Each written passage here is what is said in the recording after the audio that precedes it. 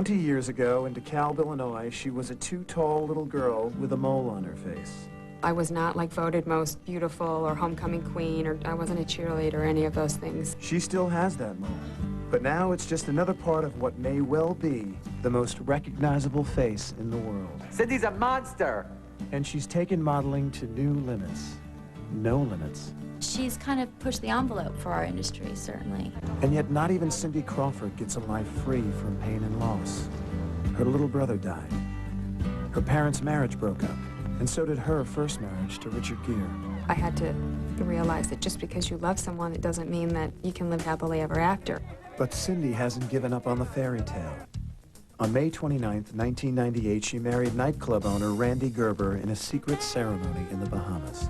I'm so happy and excited about building a life with Randy. A new husband, magazine covers, high fashion runways, calendars, workout videos, multi-million-dollar contracts with Pepsi, Revlon, and ABC. She's the supermodel of supermodels. And although her image is everywhere, the woman is not afraid to take chances with that image. I know this for a fact. I'm William Baldwin. Join me for Intimate Portrait, Cindy Crawford. Why does Cindy Crawford's face grace the covers of the world's top magazines? She is extraordinarily beautiful in a very classic American way. Why is she the runway star of choice for the world's top fashion designers? She'll wear the highest heels and the shortest skirt and the biggest hair in the whole room. And I really love that because I live to sort of glorify glamorous women and make them even more fabulous and more glamorous. And why is she a photographer's dream? She's one of those girls, you have the camera in front of you and you look through it and she's just giving it to you. You know, she knows and she's worked her way to that point. But exactly how did a nice little girl from the Midwest get to that point? Begin here. Cynthia Ann Crawford was born in DeKalb, Illinois on February 20th, 1966, the second of Dan and Jenny Crawford's 4 children. She was a long, lanky baby when she was born. She was always taller than the other kids in her class and always on the thin side. She was always wanting to dress up. She always was concerned about her hair. Cindy was very close to her 3 siblings, Chris, Danielle, and Jeffrey. And her memories of that time are happy ones. I feel like I had a really good childhood. I remember it being a big deal to lock the house. It was like, okay, we're going away for a week. We have to lock the house. You know, definitely not, we didn't have any money, and, but I guess I didn't really know. None of my friends had any money either, so I never really felt like I was doing without. Cindy's parents had been high school sweethearts. Dan was 18 and Jenny 16 and pregnant when they married. Her dad had started college but dropped out, working as an electrician to support his family. Jenny stayed at home with the kids. I always had a great relationship with my mom. She really is like the type of mom that is able to make you as a child feel loved unconditionally. I don't know how she learned that or how she did that, but we really felt like we couldn't fail in our mother's eyes, and it was such a gift. I was probably more their playmate.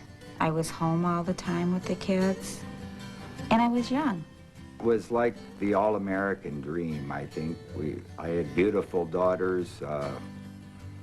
We lived in a small town and where everybody knew everybody, and everybody knew I was the father of those beautiful daughters. But the dream didn't last. When he was 2 years old, Cindy's little brother Jeffrey was diagnosed with leukemia.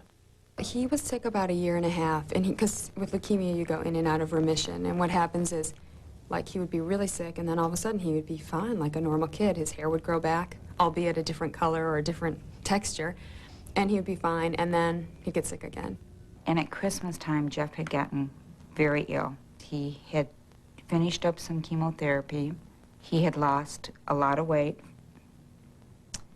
His mouth, his throat, his lungs, his vocal cords were covered with herpes.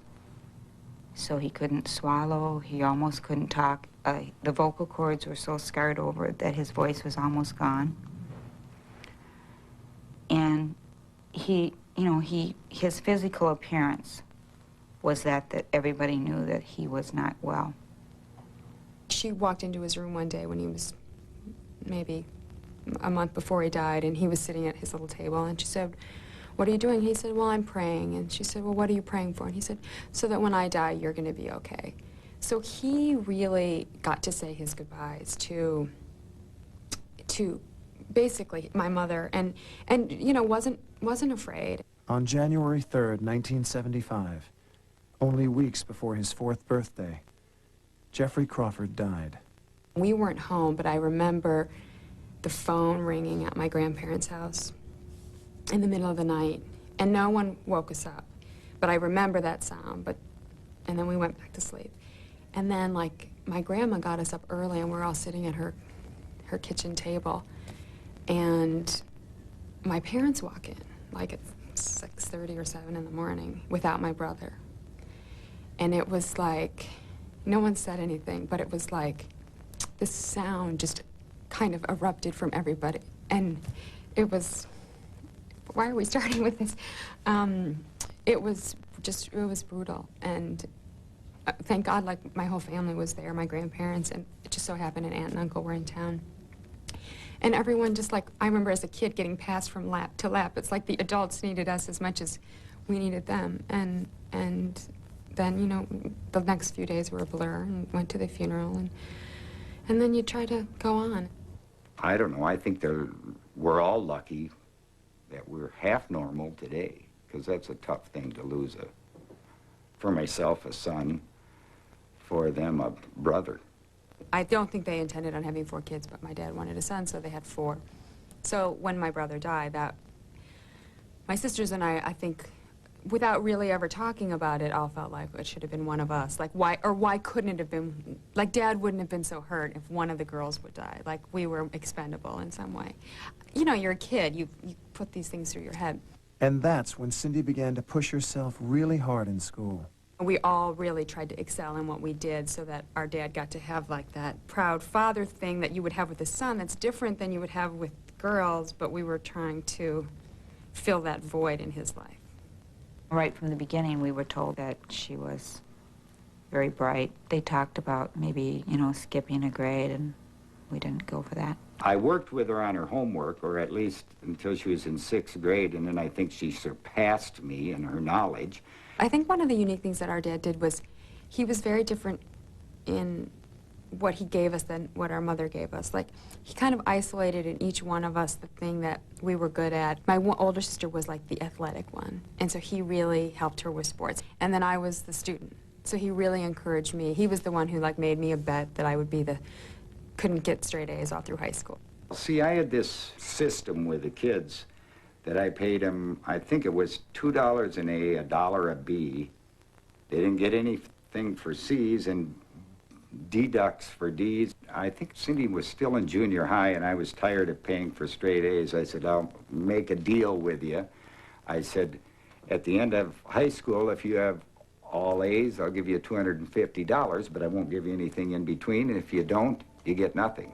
And she consistently scored straight A's on her report cards. But Cindy Crawford had been given another gift, too. A physical gift. And that was just beginning to show. I remember in 4th grade, I think it was a student teacher said to me, she said, "Oh, you can be Miss America when you grow up."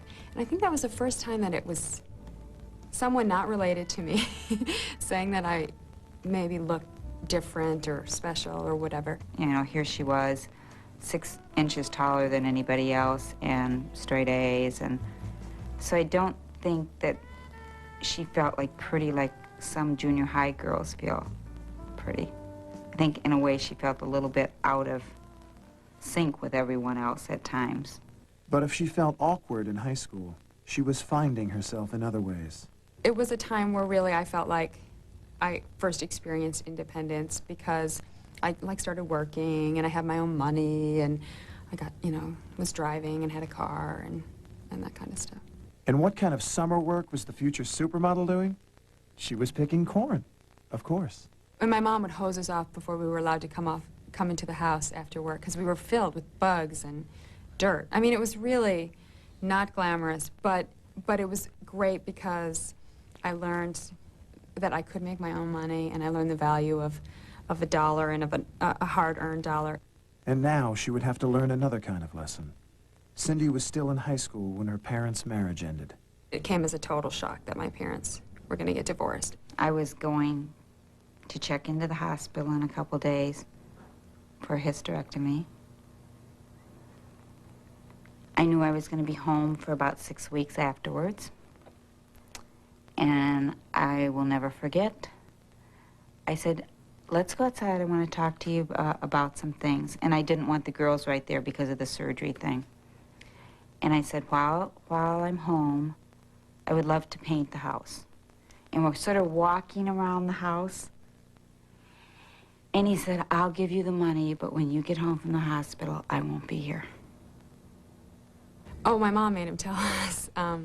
You know, she made him say that that he wanted to leave, and you know, he was having an affair or something. And you know, it was a situation where everyone in the town knew but us. So, you know, we were ticked off. Things were different now. Roles were changing. For one thing, Cindy was dating, but so was her mom. On Friday nights, it was like you had to reserve the curling iron because there was 4 of us all getting ready to go out on dates, and you know, we'd all kind of meet back at whatever the curfew was. She got to stay out later than we did.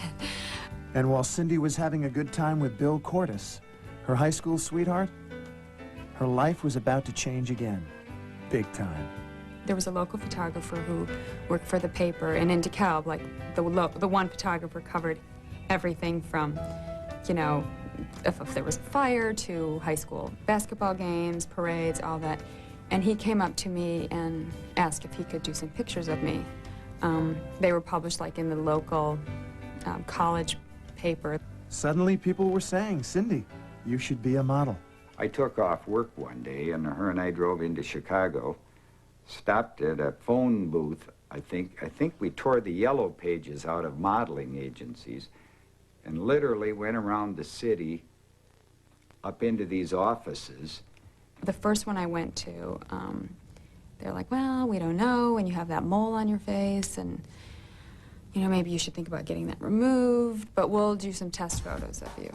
But they are just the most hideous. And I'm like wearing a kimono, I'm holding a parasol with like a Pebbles ponytail on the top of my head and yellow eyeshadow.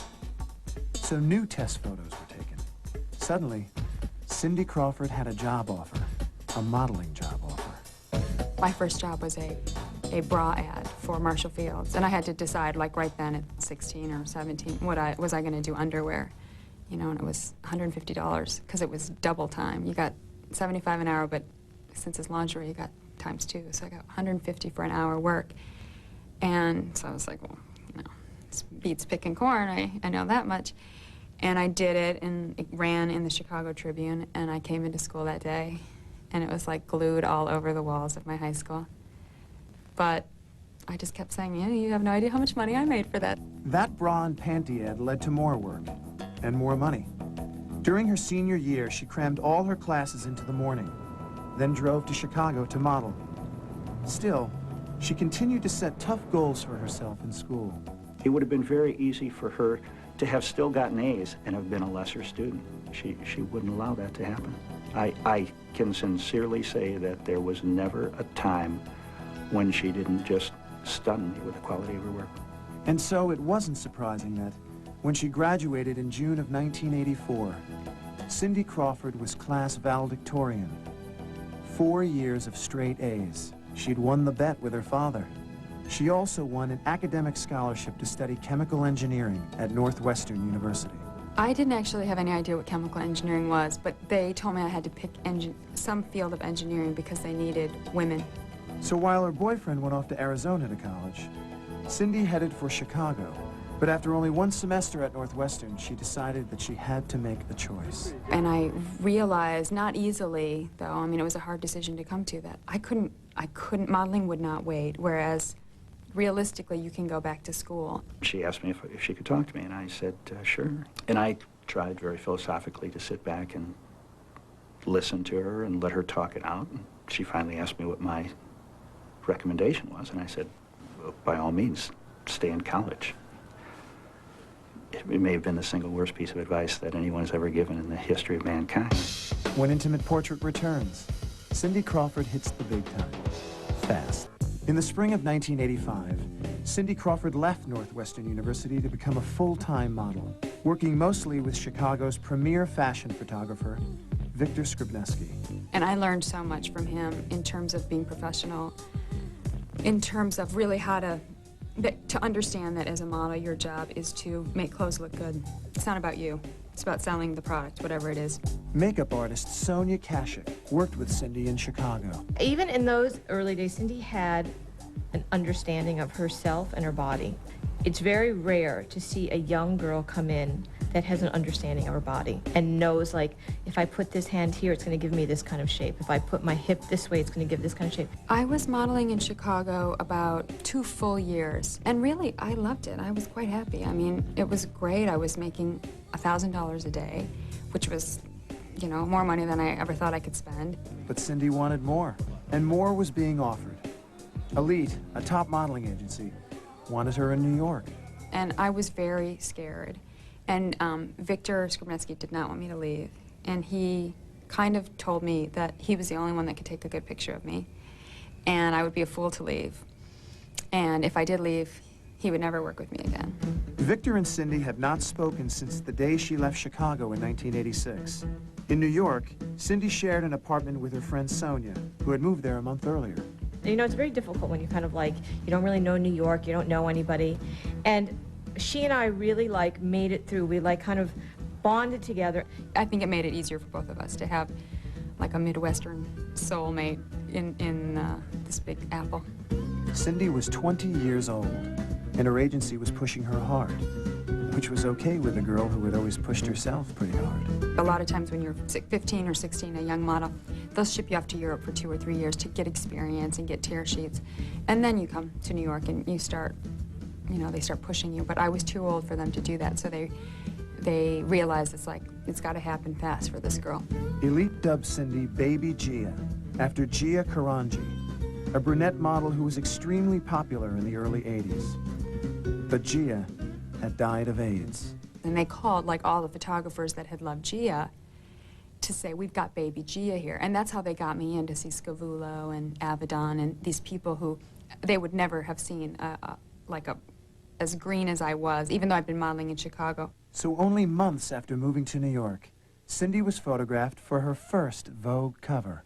A Vogue cover in the fashion industry is like the seal of approval. It's like, if she's good enough for Vogue, she's good enough for us. And it was especially important that Vogue left my mole on, because there was I had done other covers before that, you know, not as major, where they retouched it off. And as soon as they did it, it was like acceptable then. It was very important in my career. It really launched my career. That August 1986 issue was Vogue's best-selling issue that year.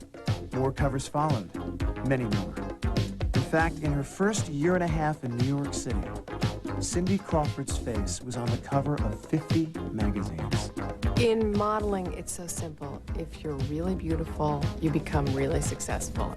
Cindy has a fantastic body, symmetrical features, great hair, you know, all the elements that just make a beautiful woman. She's a classic beauty, and she's a sex goddess. I mean, that's what I think of, right? That's the first thing that pops into my mind.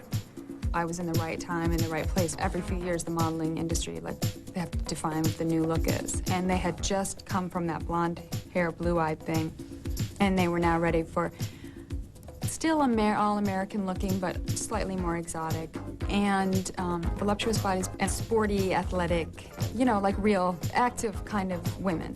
I think she's very sort of exotic, really. And you can't put your finger on where she is. She looks kind of Spanish, she looks kind of Italian. She also looks American, because Americans are this kind of, you know, melding of so many different ethnicities. I think that's where she's been most successful. And she also is a professional, a word that rarely is used in the same sentence as model, because models are very young, they're often plucked out of their hometowns, made into celebrities overnight, and they're like rock stars. They don't necessarily have to be responsible. They don't have to show up. They don't have to complete a day's work. They don't have to really try. They just have to be beautiful. Cindy wanted to reach a new audience, guys. And most men didn't read women's fashion magazines. At first, she tried with the Sports Illustrated swimsuit edition, but the experience wasn't a good one. I was there for 10 days. Sports Illustrated comes out and I have one photo in it. And I felt like the reason I only had one photo was the very first day when we were shooting, the woman in charge, her name's Julie Campbell, she put a turban on me with the swimming suit. And I did the thing that a model's never supposed to do, which was I said my opinion, which was I don't think a turban is sexy. Like, I don't know very many 20-year-old guys who are looking at Sports Illustrated that are going to get off on a turban. So I said, you know, I'm not really sure about this turban thing. Well, little did I know that this particular person does not appreciate input. And that was it. Really, I should have just left right then. She should have asked me to leave because I was sabotaged.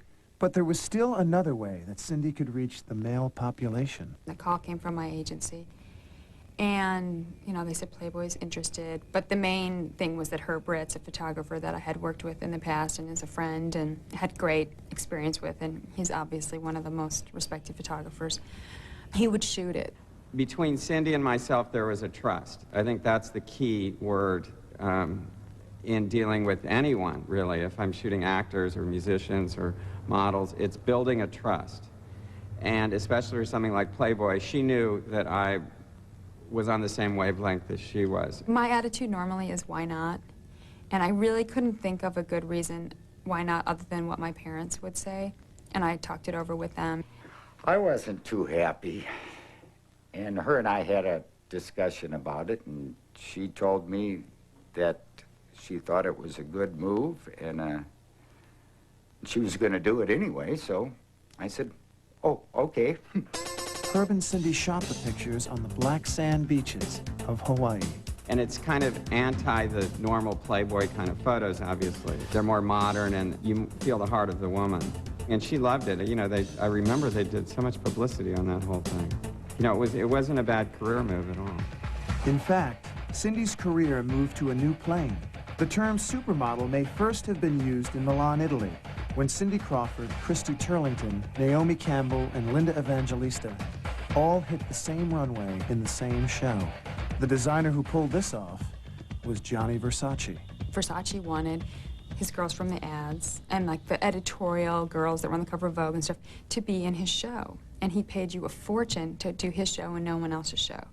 And we all were like in Milan on the runway for him. And that, to me, that moment kind of started what a supermodel is, because it wasn't just a still two-dimensional picture. It was like moving creatures that you would see on the runway, and then you would see them at openings, and like all of a sudden the exposure just got so much more. You know, I remember as a young girl knowing Christy Brinkley and knowing Cheryl Tiegs, but I think it's the first time that there might have been a huge group of people that everybody identified with at the same time. It's so funny. That thing supermodel is such a term that no one in the modeling industry actually uses unless we're making a joke. We're like, oh, is she a supermodel? We don't wear capes and change in telephone booths and, you know, so what does supermodel mean? Well, Cindy Crawford shows us what it means when Intimate Portrait returns. Cindy Crawford, child of the Midwest, had found fame and fortune in New York as one of the world's top models. In 1988, at the age of 22, she was making as much as $5,000 a day. Her time was spent traveling the world on modeling assignments. But what no longer fit into her life was her relationship with her high school sweetheart. It just felt to me like I couldn't grow in this relationship. I didn't think he was really interested in moving to New York. I certainly wasn't going to be able to move to Arizona. And I think maybe I knew that I needed to still explore more in terms of dating. A few months later, Cindy Crawford met Richard Gere. Richard was a guest at my house, and I had a barbecue. I think Elton John, all these people were there, and I invited Cindy because, you know, we just worked together. She was in LA, and I introduced them, and then I think my mom pushed them, you know, over a dessert or something. You know, she would just like corner them and push them together, and they took it from there. But no, it was very sweet. I remember that. I'm sure I was starstruck. You know, Richard is an amazingly interesting person. He's gorgeous to look at, but he's also really, he's interesting. He seemed so worldly to me, like he knew so much about everything. Not all of my friends thought it was the best thing that ever happened to me because, you know, they didn't want me to get hurt, they didn't want me to get used. He had a bit of a reputation as a ladies' man, and, you know, they didn't want me to be like another notch on the belt. Richard was 16 years older than Cindy. But the couple connected and started dating even though it was a relationship complicated by their work lives. While he was off someplace acting in movies, Cindy was off someplace else being a supermodel. And in 1989, Cindy got one of those big cosmetic deals all models want. A 4-year, $4 million contract with Revlon. Well, it's job security. I mean, that's what cosmetic contracts are for models because we don't have job security. Magazines have 12 covers a year, so it's not as exclusive. I mean, cosmetic contracts, there's, you know, literally a handful of girls that have those. So to be chosen and, again, to have that kind of financial security was a definite big deal in my career because it also gave me the freedom to say no to some things that I maybe didn't want to do or didn't feel good about. She said no to a lot.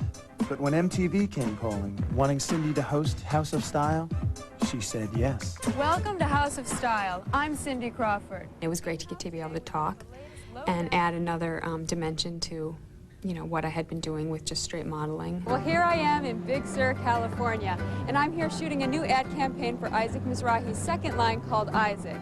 Designer Isaac Mizrahi was a guest on the show. Well, I have to say that color is the staff of life for me. So was designer Todd Oldham. I think House of Style brought a friendliness and sort of a desensitization of the sort of the hatefulness of that fashion can be to the home viewers. She immediately made stuff accessible, even the fanciest of Paris couture. Through Cindy's interpretation, anybody at home could go, I get it now. I don't feel stupid. This woman's not speaking down to me. House of Style was a success. Now she had a popular television show, a huge cosmetics contract, and a famous boyfriend. But she wanted one more thing, a ring on her finger. I kind of said, look, I mean, we've been going out for 4 years, and either, like, we're going to do it or not do it. And I got to know. And so he's like, okay, well, let's do it tonight. We're going to get married, so. On December 12, 1991, Cindy Crawford and Richard Gere were married in the Little Church of the West in Las Vegas. There were 3 guests in attendance. It was very, very sweet. I thought, God, this is one of the nicest ways. I mean, I've been to weddings like Madonna and Sean or, you know, Elizabeth Taylor, and, you know, those things become such productions and such big deals. And this, to me, had such a heart to it. And it was so intimate and fun, and you didn't have time to think. It was fun and silly, and I mean silly in the sense that, you know, it was like I never thought I would like go to Las Vegas to get married, but you know, that seemed right at the time. I think that was like the best wedding I'd ever been to. But even Cindy Crawford doesn't always live happily ever after. When Intimate Portrait continues, wedded bliss turns to heartbreak, and I come to the rescue. Supermodels had become superstars, and every big company seemed to want Cindy Crawford aligned with its product. Pepsi got her. Pepsi originally started just as a commercial, and it just turned out great.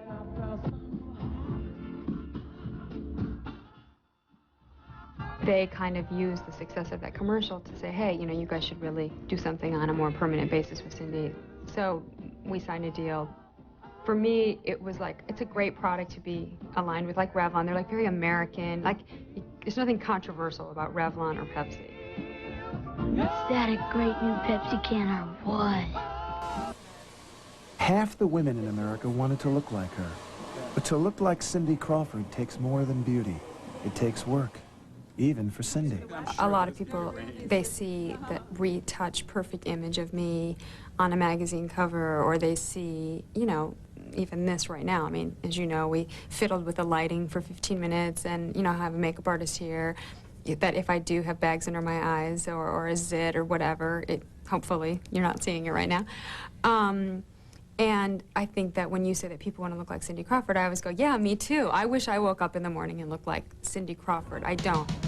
By now, Cindy was used to the attention of the media, but she didn't expect the kind of attention she got in August of 1993, when she appeared on the cover of Vanity Fair with singer Katie Lang. Herb Ritz. See, I can blame Herb Ritz for everything. Herb Ritz was shooting Katie Lang's Vanity Fair cover, and he and Katie had this idea of her being shaved by a woman, like in a barber chair.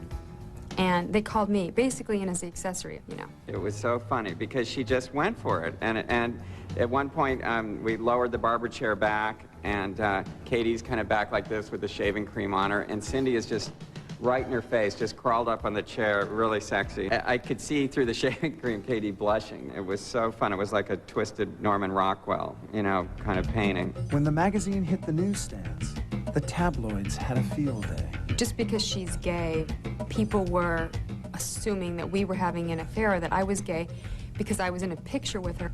A few months later, the French tabloid Voici published an article that said Cindy Crawford and Richard Gere's marriage was a sham, that Cindy was gay, and so was Richard. You know, there's been so much crap printed about he and myself and every celebrity. I mean, I don't know why, especially men, as soon as they become famous, they become gay. I can't really speak for Richard, but I believe his thinking was that he's always been very involved in doing work on behalf of the Tibetan government in exile. And he just felt like if they were painting a picture of us as living a false life in the sense of, you know, that our marriage was a hoax and all this stuff, he thought he lost credibility. Cindy and Richard took a bold, and some thought, wrong step. They took out an ad in the London Times proclaiming their heterosexuality. Because I was married to him at the time, I supported that. It probably would not have been my way of dealing with it, but, you know, sometimes when you're in a relationship, you compromise. 2 months later, Cindy Crawford and Richard Gere separated. I was traveling, you know, Europe or, you know, all over the map, and Richard was doing movies. And I think we both failed in the end, that in the sense that we didn't recognize the need to spend more time together. You know, there are two people that really did and do still, I really feel that, love each other. It was sad. I mean, it really was sad because I knew them both so well. I had so much love for Richard and still do, and respect him and everything. It's like, you still, like, you constantly question yourself. Was it the right thing to do? Separating from your husband is extremely painful, and, you know, I think still I'm healing from that because it was kind of the first time in my life I had to realize that just because you love someone, it doesn't mean that you can live happily ever after. And I think that and having to recognize that your parents are human are like two of the biggest painful learning experiences that you learn in your life. Cindy's friend Karen spent time with her after the breakup. It was very traumatic. It broke her heart. It was a hard time. You know, I think she got so used to Cindy and Richard and Cindy, and it was about them as a couple. It was hard to walk away from that for both of them. Cindy decided she needed a new challenge, so she threw herself into a new project, a movie, with me. We went to Florida to shoot our action thriller, Fair Game. I was afraid to do a movie. I thought, you know what, if I stop doing things because I think I'm not going to be good at it at this age, I was like 29 at the time, I thought how sad for me that I'm now afraid to take risks because I don't want to make a fool of myself. You know what they call a Florida cop in a three-piece suit? No. What? The defendant.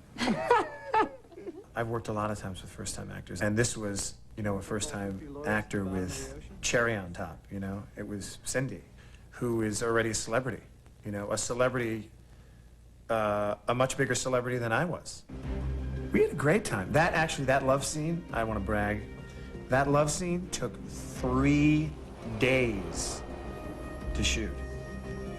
She was nervous, and she was in her trailer, and somebody knocked on my door and said, Cindy said to come on over. She wants to talk to you about something, and I went there, and she said, I'm really nervous.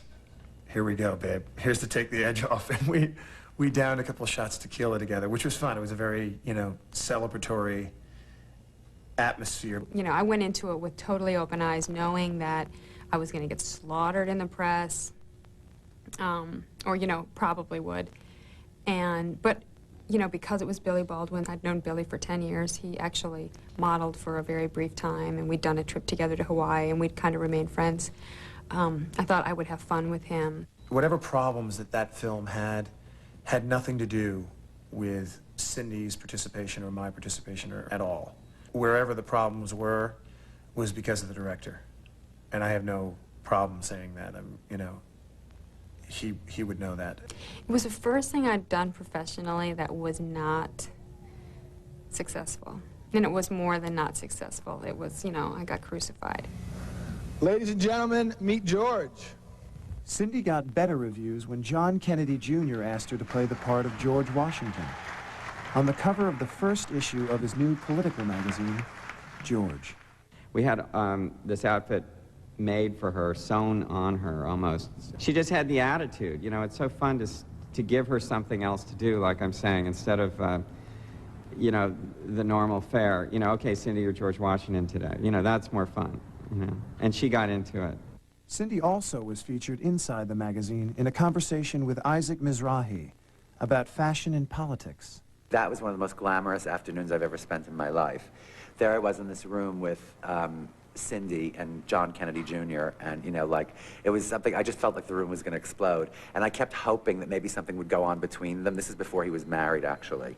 I think the reason that magazine is floundering is because he's not involved with Cindy. If he was sort of having an affair with her or something like that, think about how circulation would triple, you know, especially if he put her on the cover all the time. JFK Jr. wasn't her guy, but Cindy would fall in love again.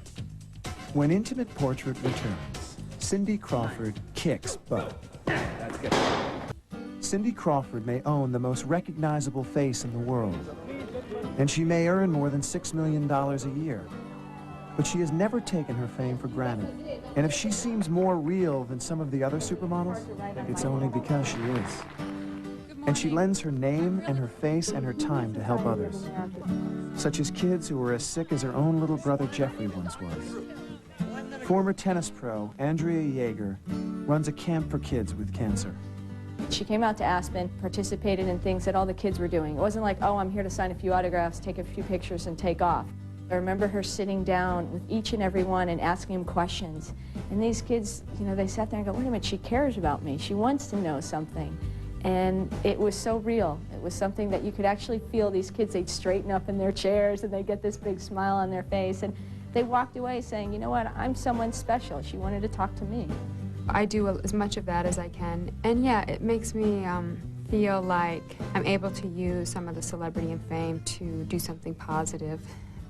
And also to remember my brother. Many say the era of the supermodel is over, but at 32, Cindy Crawford is far from over. She's lasted longer in the modeling business than most, and not just lasted, she remains at the very top. Everyone loves a beautiful woman. Everyone loves a winner.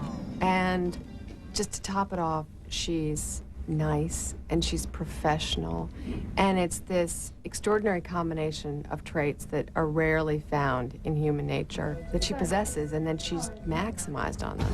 Cindy Crawford's office. She knows it, she respects it, and she runs with it. Yeah, he's good. Put another way, this is a savvy businesswoman who's learned to manage her own career. Okay, fine. So that's going to work out. So she understands what she is. You know, she understands that she's a real human, but she's a business and a product, and this is her business. So she's very clever about marketing it in a perfect way, but never exploiting it, and making sure that she watches her image very carefully, and it works, absolutely. Yeah, there's no way I would go for 3 days anyway. So when she left Elite, the modeling agency she'd been with since her days in Chicago, it was a business decision. The main reason, really, is because I object to their way of doing business. As I became more successful as a model, I lowered my commission that I paid them to 10%. Now they're getting 20% from the client and they're getting 10% from me. Who do they work for? Who are they going to be more loyal to? The client's paying them twice as much as I am. So I felt like that was a conflict of interest for them. Besides, Cindy no longer really needs Elite. She has Revlon, Pepsi, K Jewelers, and Omega watches, a makeup book, a business partnership in Planet Hollywood, and many more magazine covers. She also signed a 3-year deal with ABC, reportedly worth $2 million. and she's only just begun. You know, I just feel like a young-ish, not so young, woman who's just interested in a lot of different things and wants to keep being interested and, you know, dipping my fingers in all different pots and kind of discovering what I like, what I don't like, trying to figure out who I am and who I want to be. Still, her most precious time is not spent being a supermodel. It's spent with her friends and family. I always tease her. I always say the most wonderful thing about having dinner or lunch out with you is that every restaurant sends over like 3 desserts. And of course we eat them. Which leads back to the physical maintenance part of being Cindy Crawford. What diet is she on? I hate that word diet. I try to eat healthy, but I just have everything I want. I just don't have as much as I want. If her body's in great shape, so now is her love life. On May 29, 1998, Cindy married Randy Gerber, former model turned nightclub entrepreneur, and Cindy's friend for 5 years. The way that I was able to decide to get married to Randy, and same with him to me, was that we really felt comfortable around each other and we felt the most ourselves. And also, like, I just felt supported in everything that I do. I felt taken care of and able to grow. In a simple ceremony on a private beach in the Bahamas, the barefoot couple was wedded. Cindy wore a slip dress. Randy wore navy trousers and a white linen shirt. And this time, Cindy was surrounded by her family and her friends. It was really about having those people in your life that mean something, sharing in a day that's really important. I didn't have that the last time I was married. It was very last minute, Las Vegas, and it's almost like you don't feel married until you do it in front of people. It's like saying it out loud. The future for this long-stemmed, all-American beauty rose looks to be at least as good as the past. And Cindy Crawford is thoroughly enjoying this, the time of her life. I'm so happy and excited about the next stage and really building a life with Randy. We both definitely want kids, and hopefully that will be in our future. But if it's not, and if it doesn't happen for some reason, you know, I'm lucky. I'm a really lucky girl.